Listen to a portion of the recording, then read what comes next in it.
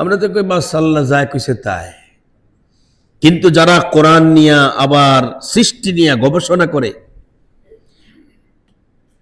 ওরা এই গবেষণা করতে করতে মাঝে মাঝে আল্লাহরও ছেড়ে দেয়। কথা ঠিক না? তো নবীরা আল্লাহর ছাড়ে? হযরত ইব্রাহিম আল্লাহর ডাক দেয়া কয়, আল্লাহ পাক আরিনি, দেখাও না আল্লাহ, একটু দেখাও না। আল্লাহকে তুমি কি দেখতে চাও? ইব্রাহিম বলছেন, কাইফা তুহয়িল মাউতা,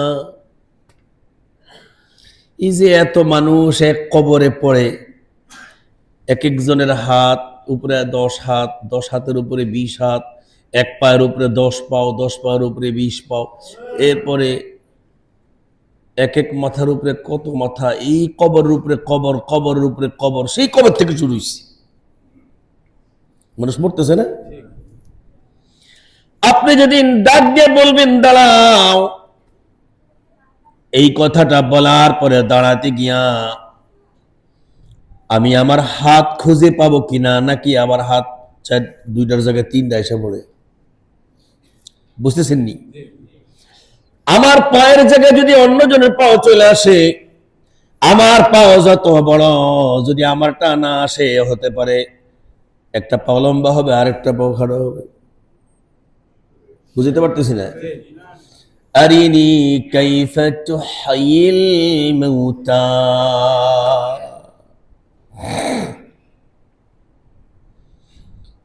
তো ইব্রাহিম আলাইহিস সালাতু ওয়াস সালাম তো খুব বিচক্ষণ নবী ছিলেন। আল্লাহ জিজ্ঞেস করতেছে, আওয়ালাম তুমিন, এই চিন্তা কি তোমারে ঈমান পর্যন্ত নস্যাৎ করে দিল? আমরা কি বুঝতেছেন? যেমনি করে বর্তমানে পড়াশোনা করতে করতে অনেকে হঠাৎ করে কেউ দূর খোদাই তো নেই, কি কয় না? নাউজুবিল্লাহ। যদিও মসজিদে কোন, আপনি খোঁজ করলে দেখবেন আমার আপনার ঘরে এমন অনেক মানুষ বাস করতেছে, কয় বুঝি তো আসে না, কবরে হবে কি, কবরে আবার হবে কি, আবার উঠাবে কেমনে? হযরত ইব্রাহিম এইভাবে আল্লাহ তাআলার কাছে টেনশন করার পর আল্লাহ জিজ্ঞেস করছেন, আওয়ালাম তুমিন, তোমার এই চিন্তা কি তোমার ঈমানটা কি ভেঙে দিল কিনা? আওয়ালাম তুমিন।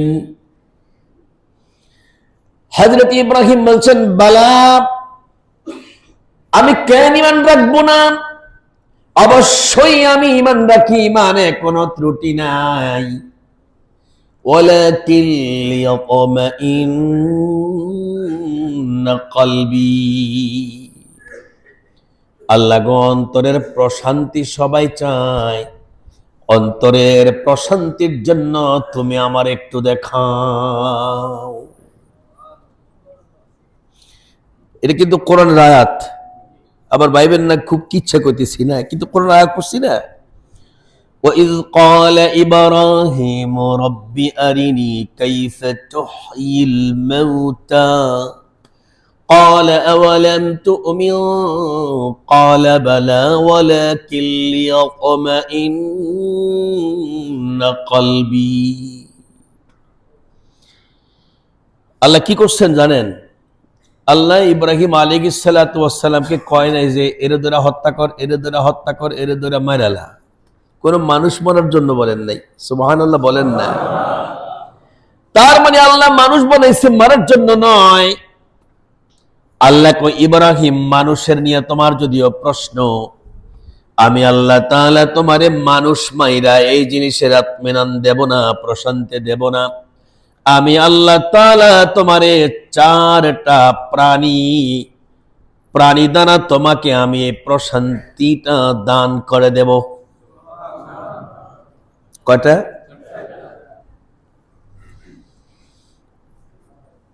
কাক, কবুতর, 2টা ক বলেন, কাক, কবুতর। ময়ূর, মোরগ, 2টা ম, 2টা ক আর 2টা ম। কাক, কবুতর, ময়ূর, মোরগ, কয়টা? قال فخذ 4 من তায়র। আল্লাহকে ইব্রাহিম তুমি এই 4টা পাখিকে গ্রহণ করো, ফাখুজ, কারণ এগুলো ধরতে হবে, এগুলো ধরো। দেখেন এখানে 4টা প্রাণী, 4টাই কিন্তু জঙ্গলি না, আবার 4টাই কিন্তু গৃহপালিত না।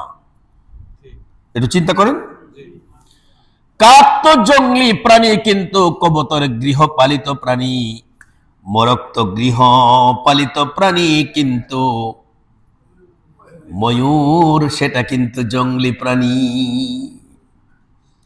এগুলো নিয়ে চিন্তা করবেন। এজন্য ইমাম রাজি রহমতুল্লাহি আলাইহি বলেন,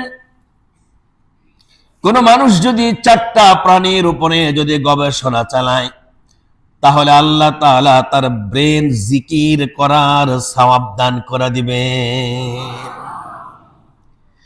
মুখে না জিকির করেন সারা জীবন, ব্রেন কি জিকির করান? ব্রেনের জিকির হলো চিন্তা। ব্রেনের জিকির কি? আল্লাযীনা ইয়াযকুরুনাল্লাহ, الذين يذكرون الله قياما وقعودا وعلى جنوبهم ويتفكرون في خلق السماوات والأرض ربنا ما خلقت هذا باطلا سبحانك فقنا عذاب النار।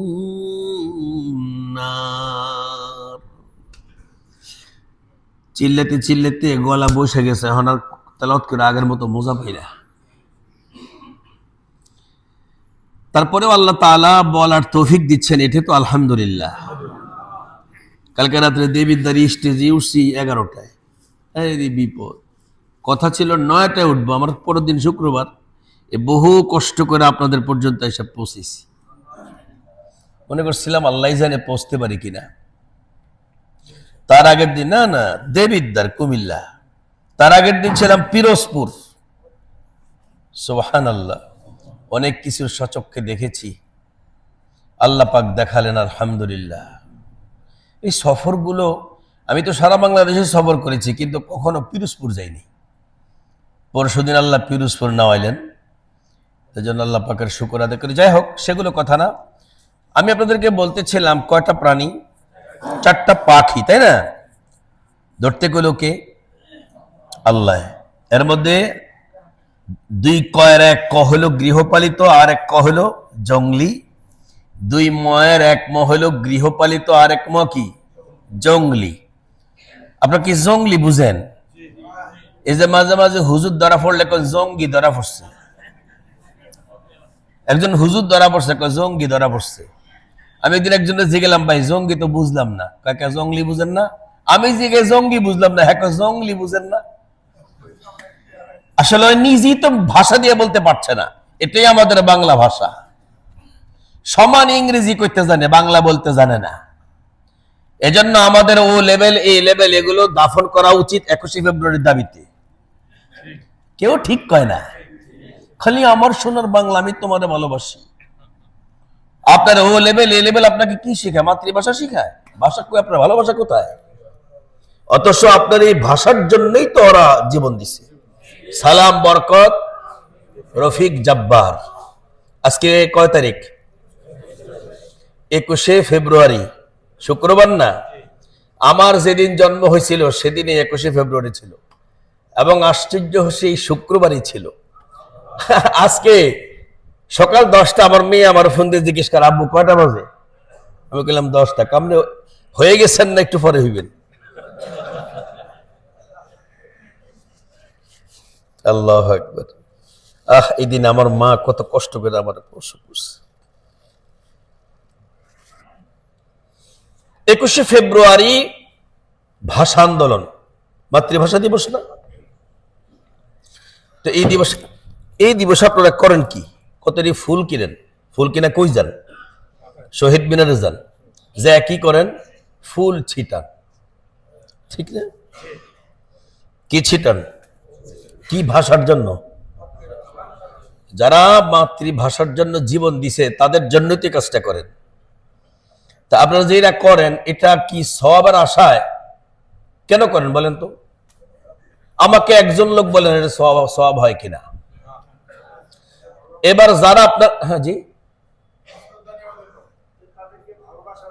ভালোবাসা ভালোবাসা জানান, এই ভালোবাসা জানাইলে এটা ভালোবাসা হয়? আপনি বলতে হবে ভালোবাসা হয় কিনা। হয়? কাকে কেমনে ভালোবাসতে হয় এটি যদি আপনি না বুঝেন তাহলে হবে কেমনে? আপনি ওদেরকে যদি ভালোবাসেন তাহলে আপনার কর্মকাণ্ডে তাদের উপকার হতে হবে। আর যদি ভালোবাসা আপনার কর্মকাণ্ডে তাদের উপকার না হয়, এটাকে ভালোবাসা কয় বলেন? আমি যেদিন দেওবন্দে পড়তে যাব সেদিন অনেক ভালোবাসা আল্লাহর লোকেরা আয়সা আমার চোখের পানি দিয়ে গেছে,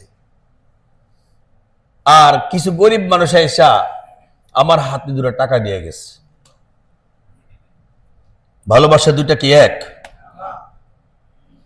এক লোকে কাঁদতেছে, কাঁদো কাকা, আমার বানরে ক্ষুধা লাগছে।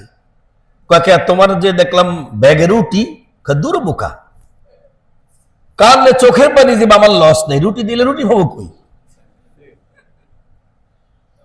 আপনারা কি বুঝতেছেন আমার কথা?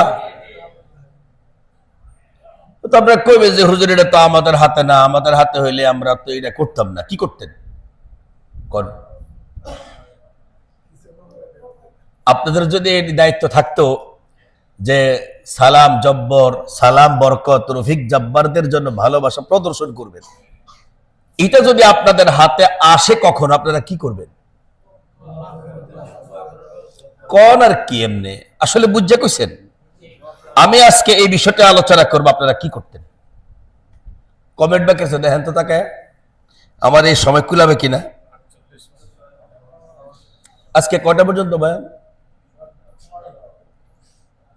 1:10 শেষ হবে ইনশাল্লাহ। 1:10 যদি হয় তাহলে মোটামুটি 21 মিনিট সময় হাতে আছে। তাহলে আসুন, মাতৃভাষা দিবসের জন্য যারা জীবন দিয়ে চলে গেছে তাদের ভালোবাসা আমাদের করণীয়টা কি। তো আমি আসলে যে আয়াত তেলাওয়াত করেছি, আমার ওই আয়াতের ভিতরেই কথাগুলো আসবে, এমনি আসবে। আমি যে কথাটা এখন বলতেছিলাম ওটুক বললে আপনাদের জন্য বুঝতেও সহজ হবে। তখন আল্লাহ তাআলা কি করলেন?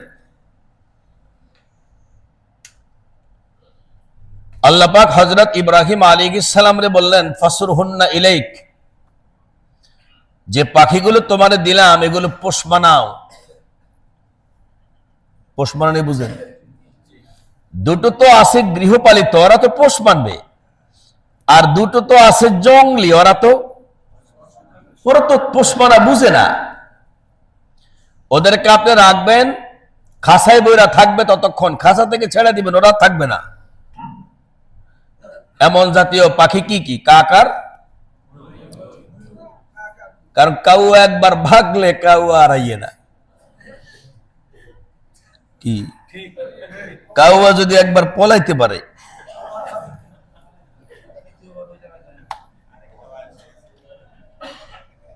আল্লাহ আল্লাহ আল্লাহ।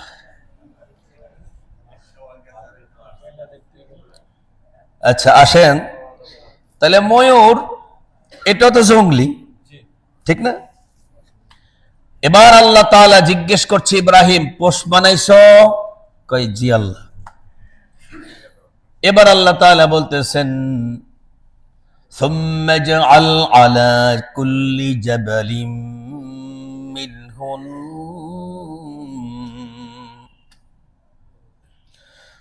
সুম্মা জাআল আলা কুল্লি জাবালিন মিনহুন্না জুসআ। ইব্রাহিম আলাইহিস সালামকে আল্লাহ বলতেছেন, তুমি এই চারটাটা জবাই করো। জবাই করার নিয়ম কি? রক কাটা গেলে ছেড়ে দাও, কারণ না এমনি না, দড় আলাদা করে ফেলো, প্রত্যেকটার কল্লা প্রত্যেকটা থেকে আলাদা করো। তো কাটে কেমনে? একেবারে কল্লা আলাদা। এবার তুমি তোমার এই কল্লাগুলো হাতে রাখো, সাবধান, এগুলো ছেড়ো না। এবার তুমি যে কাজটা করবে প্রত্যেকটা পাখির পশমগুলো তুমি তুলে নিয়া সবগুলোকে মিক্সার করো, যেন আলাদা না থাকে। কেউ যদি খুঁজতে দিলে ডালে আর চাইলে মিলে দিলে যা হওয়ার তা যেন হয়। তারপরে তুমি প্রত্যেকটা পাখির টুকরো টুকরো করে কিমা বানাও। কিমা বানানোর পরে আবার প্রত্যেকটা চারো পাখিকে তুমি এগুলো আবার মিক্সার বানাও, যেন ডালে চালে মিলাই দিলে যেমনি করে আলাদা করা সম্ভব না। তবুও তো ডালের এক কালার, চালের আরেক কালার, এইখানে তো গোশতের কালার তো এক।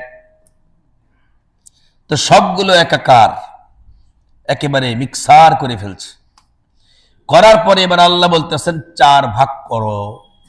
কয় ভাগ? সুম্মা জাআল আলা কুল্লি জাবালিন মিনহুন্না জুসআ। গোশতের ভাগ 4টা 4 জায়গায় রাখো, আর পশমেরও 4 ভাগ করো, পশমগুলোরও 4 ভাগ করে 4 পাহাড়ে রাখো। 4 পাহাড়ে 4 ভাগ গোশত, 4 পাহাড়ে 4 ভাগ পশম। আশা রাখি এতটুকুন বুঝছেন যে প্রত্যেকটা পাহাড়েই প্রত্যেকটা পাখির গোশত আছে, প্রত্যেকটা পাহাড়ে প্রত্যেকটা পাখির পলকগুলো আছে, পালকগুলো আছে।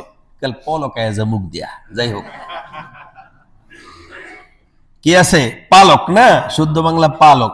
তো পলক এসে গেছে এমনি। এখন এই সবগুলো পাখি একত্র তো তুমি যেভাবে ভাগ যোগ করে রাখলা, এবার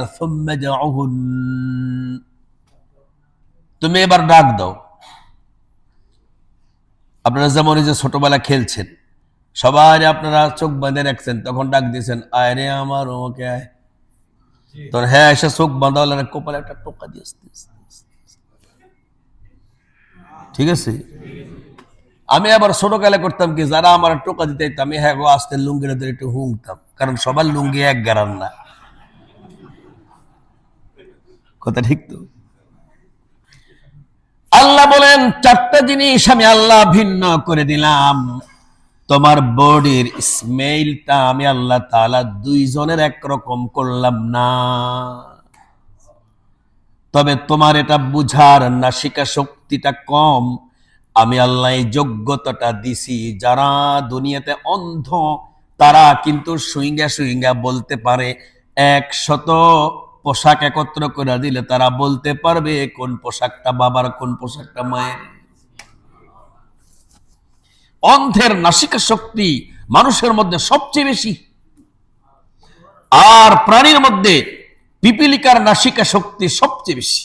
ওসাম্মাতিন নামল। তো তিনি করলেন কি, ডাক দিলেন, আরে আমার ময়ূর। 4টা কিন্তু না, কয়টা ডাক দিছে? একটা। এখন 4 পাহাড়ে গোশত উড়া শুরু করছে। আল্লাহু আকবার। সবগুলো নয়, 1-2 টুকরা, 4-5 টুকরা করে 4 পাহাড় থেকে গোশত গুলো উঠতে শুরু করে। সবগুলো এক জায়গায়, মেঘমালা যেমনি করে জমায়েত হয় এক জায়গায়, সবগুলো এক জায়গায় হইল। ঠিক ওই পালকগুলো আবার উড়ে আসা এর মধ্যে লাইগা গেল। লাইগা গিয়ে ইব্রাহিমের সামনে, মাথা তো এখনো ইব্রাহিমের হাতে, মাথা ছাড়া দর তার সামনে এসে দাঁড়ায়। এবার আল্লাহ কয়, সবগুলো মাথা তুমি মাটিতে রেখে দাও। রাখার পরে যে মাথাটা ময়ূরের মাথা, ওটা গিয়া দড়ের সাথে লেগে যায়। আল্লাহ আল্লাহ জিজ্ঞেস করছেন, আওয়ালাম তুমিন, বিশ্বাস কি করো না? ইব্রাহিম কয়, অবশ্যই করি। বালা, বিশ্বাসে সামান্য ত্রুটি নাই। ওয়ালাকিন লিয়াতমাইন্না কলবি, আল্লাহ আপনি আমারে সুস্থ দেহ দিয়েছেন, কিন্তু আমার মন এখনো অস্থির। এই অস্থির মনের জন্য আগের নবীরা দোয়া করতেন। আল্লাহ কয়, পয়গম্বর আপনার উম্মত আমার কাছে মনের শান্তির জন্য দোয়া করা লাগবে না। আমি আল্লাহ এই ধর্মের নামটাই দিয়ে দিলাম শান্তির ধর্ম।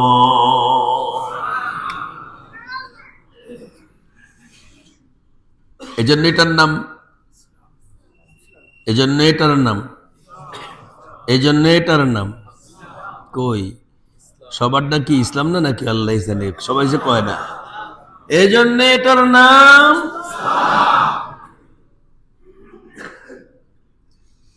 ইসলামকে ইসলাম কেন বলা হয়? বলে যে আগের যুগের আম্বিয়া কেরামরা তাদের দিলের প্রশান্তির জন্য দোয়া না করলে দিলের প্রশান্তি আসতো না। আল্লাহ প্রিয় নবীজির খাতিরে এমন একখান ধর্ম আমাদেরকে দান করে বললেন যে এটা তোমারে দান করলাম, এই ধর্মের নাম তোমার ধর্ম, তোমার উম্মতের নাম হবে মুসলমান, তাদের কাছে থাকবে ইসলাম। কোন দিন তাদের মন তাদেরকে নবী ইব্রাহিমের মন যেমনি করে তাকে বিচলিত করেছে, তোমার উম্মতের মন কোনোদিন বিচলিত হবে না যদি ইসলামের উপরে তোমার এই উম্মতরা থাকতে পারে।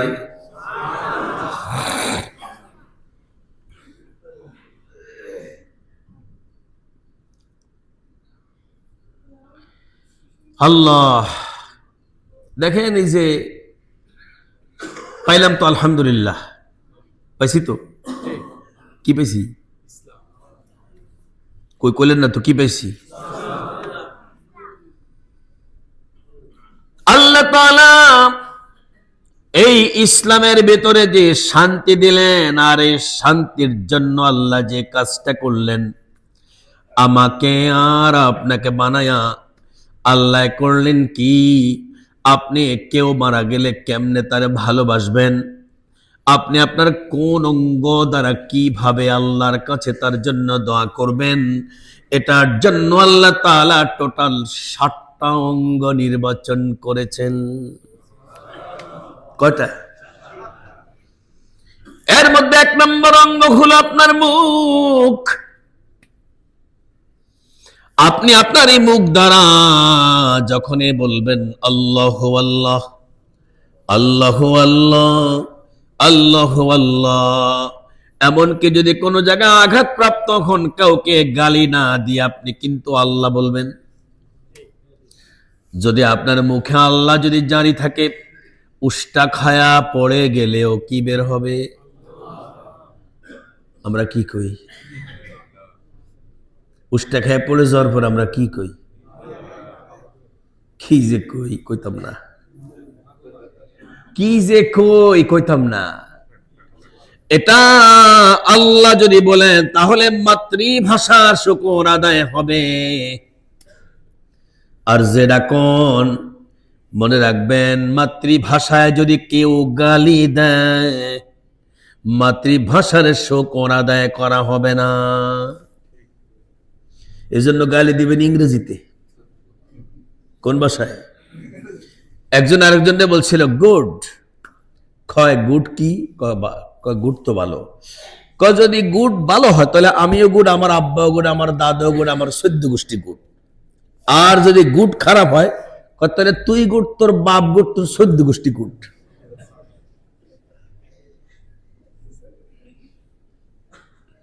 গালি দিলে কোন ভাষায়? গালি কে দেয়? পয়গম্বর বলেন সিবাবুল মুসলিমি ফুসুকুন ওয়া কিতালুহু কুফরুন। প্রিয় নবীজি বলেন যে একজন মুসলমান তার মুখ থেকে যখন গালি বের করে, মনে রাখবে এটা একটা ফাসিক। কি এটা? এজন্য আমাদের উলামায়ে কেরাম বলেন চুলার মুখে ছালি, দোয়াতের মুখে কালি। সিদ্দিক আহমদ সাহেব রহমতুল্লাহ আলাইহি, চট্টগ্রাম বাড়ি। ওনাকে এক সিন্নি হুজুরে গাল লেছিল, তো এই হুজুরে হাসে, পরলোকের একজন কাউকে ব্যক্তিত্ব নেই, আপনি তো ওনাকে কিছু বলার দরকার ছিল। তো হুজুর বলতেছে চুলার মুখে ছালি, দোয়াতের মুখে কালি। আমার মায়ে তো মিষ্টি খাইছে, আল্লাহ আমার মুখ দিয়ে কাল চিনি বাইরে। বুঝতেছেন না আপনারা?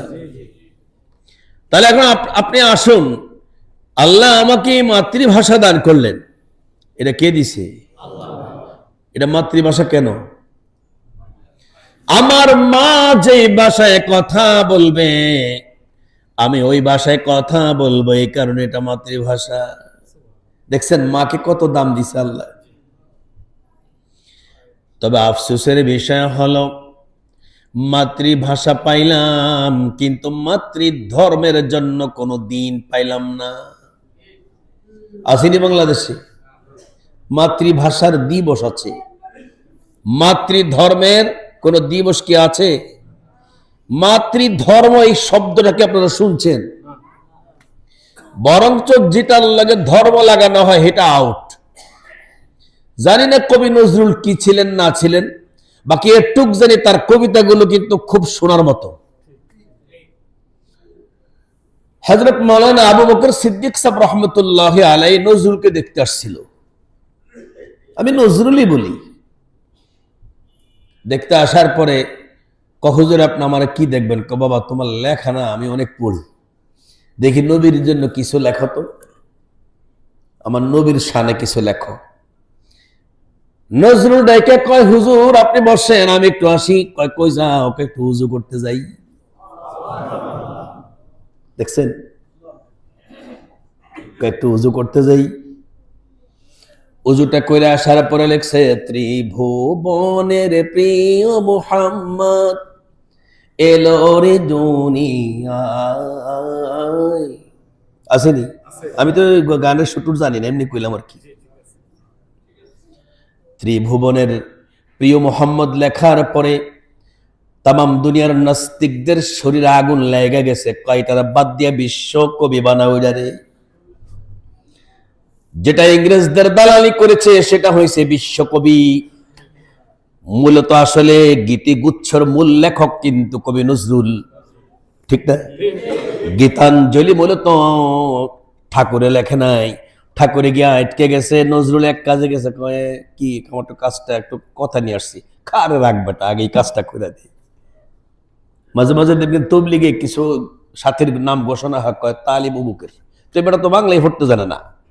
এখন তালিমে বসার পরে তো হ্যাঁ চাটে যায় পড়তে জানে, হ্যাঁ সামনে কিতাবটা খুললো কেন তেন পড়েন। যার নাম ঘোষণা হলো সে পড়লো না, আরেকজন পড়লো। কেন পড়লো না? ও তো বাংলা জানে না। ওরে দিয়া পড়াইলো কেন? ও তো বাংলা জানে, এটা তো দোষ না। কিন্তু আমার কথা হলো গীতাঞ্জলি লেখাইলি কারে দিয়া, আর বিশ্বকবি হলো কি? এজন্য এই সমস্ত জায়গাগুলো মানুষের বাঙালি না বাংলাদেশি মানুষগুলোর কেন বিবেক অন্ধ? শুধুই মাত্র ধর্ম পছন্দ করে নজরুল, এই কারণে তারে সামনে বাড়তে দেয় না।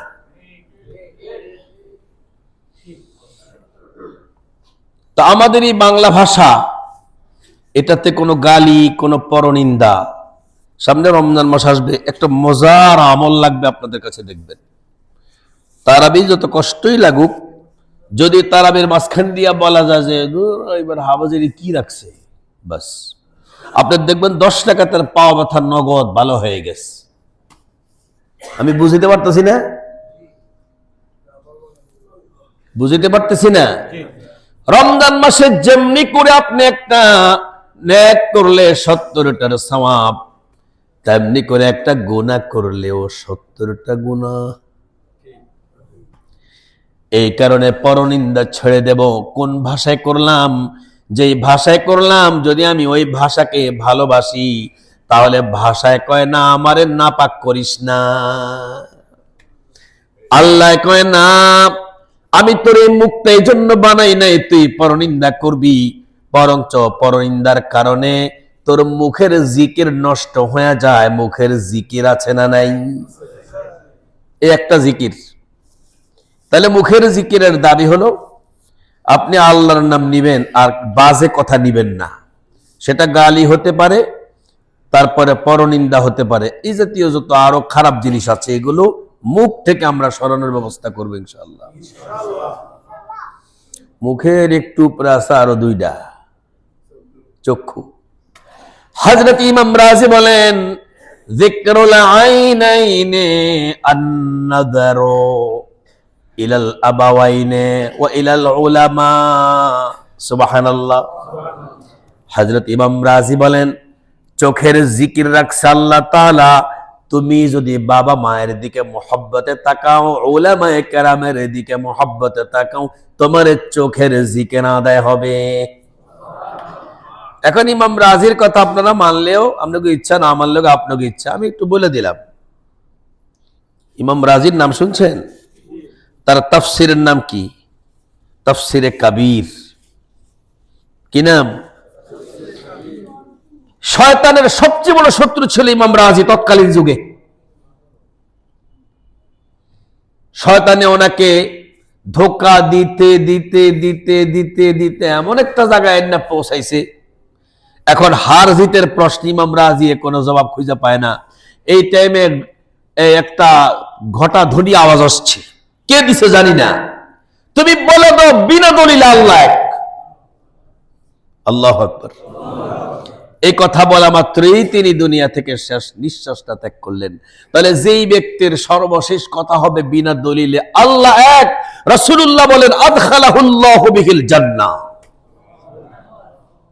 ডক লাগে না? সুবহানাল্লাহ। আমি এই শরীর অসুস্থ নিয়ে এত চিল্লাই, আর আপনার একটু আওয়াজ টাওয়াজ দেখুন না। তাহলে চোখের জিকির কি হবে? আব্বা আম্মার দিকে তাকাবো, ওলামায়ে কেরামের দিকে তাকাবো, আর নামাজে যখন দাঁড়াবো তখন সিজদার দিকে তাকাবো। 10 না, তার 2 মিনিট। আর হলো কান, কানের জিকির আছে না নাই? যিকরুল উযনাইন সিমাউল কুরআন ওয়া ইসতিমাউত তিলাওয়া। কোরআনের কথা চলবে যখন আপনার কানগুলো আপনি শুদ্ধিয়া রাখবেন। যদি দিয়া রাখেন তাহলে এই যে এতক্ষণ পর্যন্ত আমার কথা শুনতেছেন, আমি যা বলছি কোরআন থেকে বলার কারণে আপনার কানের জিকির আদায় হয়ে গেছে। আরেকটা হলো ইসতিমাউত তিলাওয়া। যদি কোরআনের তেলাওয়াত হয় তাহলে কিন্তু আপনি কোনো কথা তো বলবেনই না, কান তো খুলবেনই, মনটাও খুলবেন। সুবহানাল্লাহ। তারপরে আর কি আছে? পাইলাম তো চক্ষু, পাইলাম কান, পাইলাম মুখ, পাইলাম মাথা। মাথাটা বলছি না, সেটা কি গবেষণা? কটা গেল? 4টা গেল। এবার পঞ্চম হলো দিলের জিকির। বলে যে যিকরুল কলব আত-তাফাক্কুরু ফি খালকিল্লাহ। আরেকটা ব্যাখ্যা আছে, আত-তাবাখুরু বিকিতাবিল্লাহি ওয়া বিসুন্নতি রাসূলিল্লাহ। মনের মধ্যে কল্পনা কোনো না কোনোটা আসবেই, চেষ্টা করতে হবে আল্লাহ ও রাসূলের কথার কল্পনা করা। আপনি নামাজে দাঁড়ালেও কোনো কল্পনা না করলেও কল্পনা আসবেই। এজন্যই তো আল্লাহ রাসূল বলছেন লা সালাতা ইল্লা বিফাতিহাতিল কিতাব। তুমি মুক্তাদি হলেও, যোহরের নামাজ হলেও মুখ না লাইড়া তোমার দিলের মধ্যে সূরা ফাতিহাটা ফালায় রাখো। তোমার দিলে এটাকে নাড়লে চড়লে তোমার দিলের জিকির আদায় হয়ে যাবে।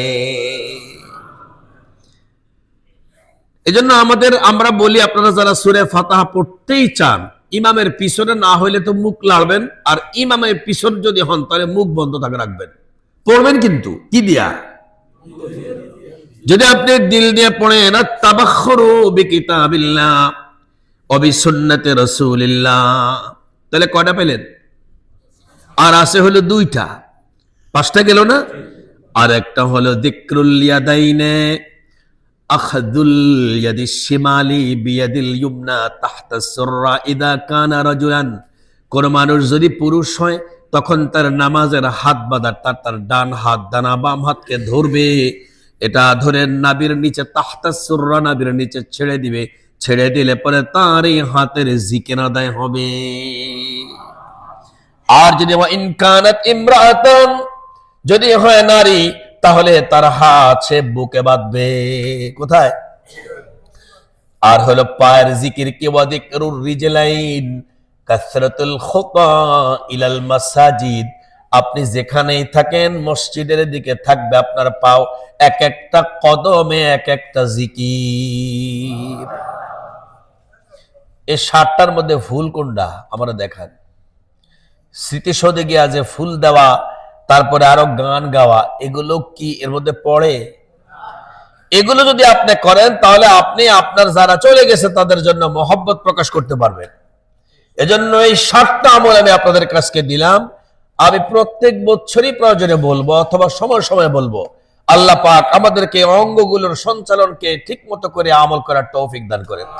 যদি বলেন যে এই 7টাকে আমরা এক মালাগাথায় চাই, সেটা যদি চান তাহলে আপনাদের জন্য একটা আমল, সেটা হলো নামাজ। 2 রাকাত নামাজের ভিতরে এই 7টা জিকির আপনি পাবেন। সুবহানাল্লাহি ওয়া